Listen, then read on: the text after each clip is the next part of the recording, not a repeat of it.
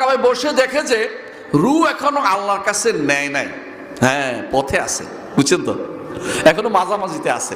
তো তিনি একটা এমন চুরি চড় মারলেন, কারে কারে হ্যাঁ আব্দুল ইয়ার ফেরেশতারে, মালাকুল মউতকে। এরা তোকে আজরাইলের মারছে। আজরাইল নামে কোনো ফেরেশতার নাম নাই, ফেরেশতার নাম হচ্ছে মালাকুল মউত। আজরাইল নামে ফেরেশতার নাম করলে মিথ্যা কথা বলছে। কোরআন হাদিসে কোথাও আজরাইল নাম আসে নাই, নাম আসছে কোরআনে আসছে মালাকুল মউত, কুলিয়া তাওফাকুম মালাকুল মউত। তো কয় যে এমন জোরে চড় মারছে, চড়ের কারণে হাত থেকে বস্তাটা খুলে গেছে। বস্তা বুঝছেন তো, ওদের মত হচ্ছে রু হরণ করে বস্তা ঢুকেছিল। এটা তেলের নিচে তেল বেচা হুজুর, পাকিস্তানের তেল বেচা হুজুর বাংলাদেশে কি জন্য আসে জানেন তো? হ্যাঁ, ওই জশ্নে জুলুস করতে আসে। এটা পাকিস্তানের তেল বেচতো আগে, বাংলাদেশের শয়তানরা আইনা এটা হুজুর বানাই লিছে, এটা কান্দে করে লয়ে হাঁটে। এটা পাকিস্তানের তেল বেচতো। পাকিস্তানিরা আমার কইছে আর আমাদের এখানে তেল বিক্রি করতো এক সময়।